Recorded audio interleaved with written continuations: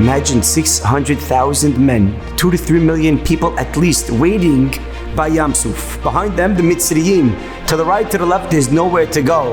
Moshe Rabbeinu tells the Yam Suf, split. And the Yam Suf is not splitting. Moshe Rabbeinu, he wants to go bring the Torah for Bnei Yisrael. Aharon HaKohen HaGadol, Bnei Yisrael, we're ready to go serve Borei Olam. Yam Suf, split for Bnei Yisrael. And the Yam Suf is not splitting for nobody. All of a sudden, Hayam Ra'ah Fayanos. What? Who just came? Who's here? The Yam Suf, say our rabbis, split in honor of one person, Yosef HaTzadik. Yosef's bones were bought, and all of a sudden, in honor of one tzaddik, the Yam Suf says, whoa. Yosef HaTzadik himself is here. Hayam Ra'ah, the Yam Suf saw, so to speak, the bones of Yosef, Vayanos, and fled. Why for Yosef HaTzadik?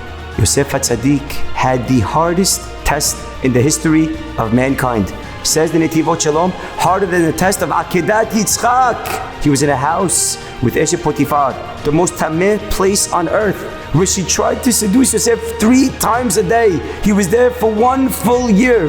And says the Kli Yakar, Yosef has no clue what she looks like. How do you live in a house with a lady? She's trying to seduce him 3 times a day. And Yosef HaTzadik, a 17-year-old boy, stood to the test, the greatest test in the history of mankind. In honor of Yosef running away from his test, the Yam Suf says, I'm going to run away from myself. I'll split in honor of Yosef HaTzadik.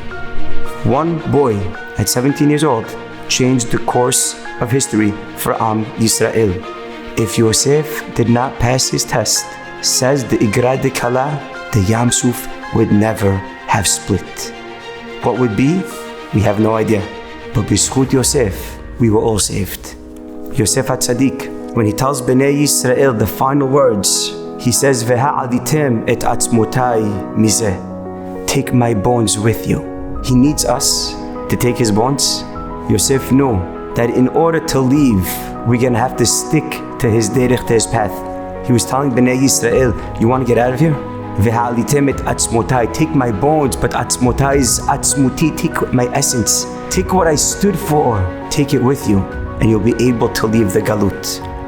Whenever Bnei Yisrael were in galut, b'zchut the kedusha, we are able to elevate and to leave the exile. It all depends on Bnei Yisrael.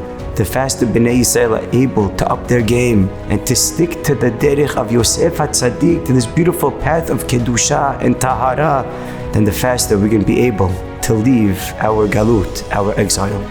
One 17-year-old boy can change it for all Bnei Yisrael.